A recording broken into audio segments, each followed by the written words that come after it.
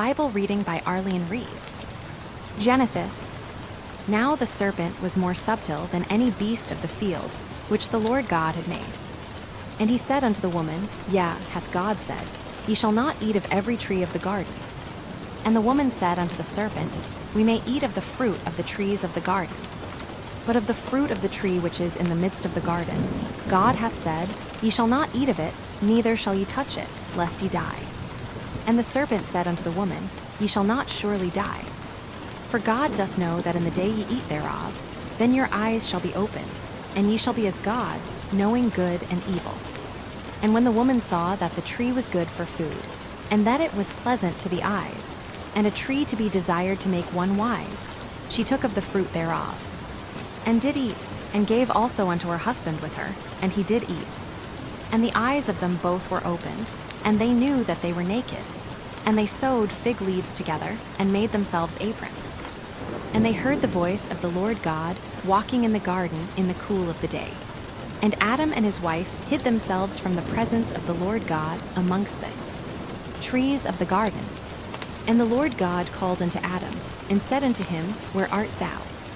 And he said, I heard thy voice in the garden, and I was afraid, because I was naked, and I hid myself.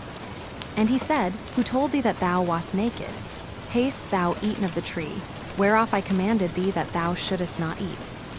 And the man said, The woman whom thou gavest to be with me, she gave me of the tree, and I did eat. And the Lord God said unto the woman, What is this that thou hast done? And the woman said, The serpent beguiled me, and I did eat. And the Lord God said unto the serpent, Because thou hast done this, thou art cursed above all cattle, and above every beast of the field. Upon thy belly shalt thou go, and dust shalt thou eat all the days of thy life.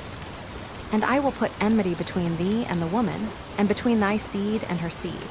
It shall bruise thy head, and thou shalt bruise his heel. Unto the woman he said, I will greatly multiply thy sorrow and thy conception. In sorrow thou shalt bring forth children, and thy desire shall be to thy husband, and he shall rule over thee. And unto Adam he said, Because thou hast hearkened unto the voice of thy wife, and hast eaten of the tree, of which I commanded thee, saying, Thou shalt not eat of it. Cursed is the ground for thy sake. In sorrow shalt thou eat of it all the days of thy life. Thorns also and thistles shall it bring forth to thee, and thou shalt eat the herb of the field. In the sweat of thy face shalt thou eat bread, till thou return unto the ground.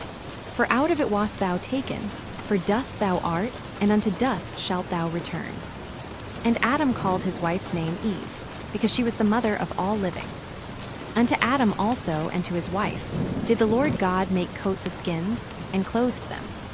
And the Lord God said, Behold, the man is become as one of us, to know good and evil, and now, lest he put forth his hand, and take also of the tree of life, and eat, and live forever.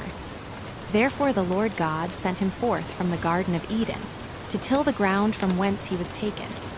So he drove out the man, and he placed at the east of the Garden of Eden cherubims, and a flaming sword which turned every way, to keep the way of the tree of life.